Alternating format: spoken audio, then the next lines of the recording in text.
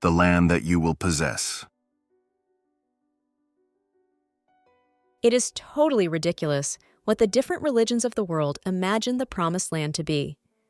They believe that God has a piece of land, either on this planet or on some supposed distant galaxy, that is reserved for those he has chosen. It's time for them to wake up and stop believing in that fairy tale and come out of that big lie that the religious world is in. The land that God has promised that we will possess is not a physical place.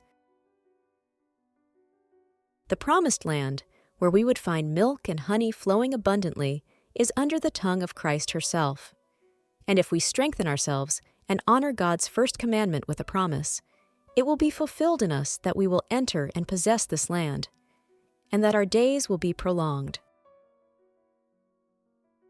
God's promised land is His wisdom of heaven that never expires, for she is God's eternal fire that never extinguishes, since God's holiness keeps her alive eternally, and you must strive to enter the promised land, the narrow door.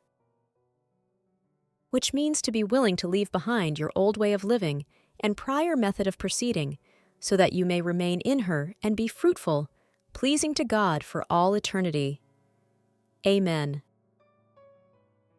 To be continued.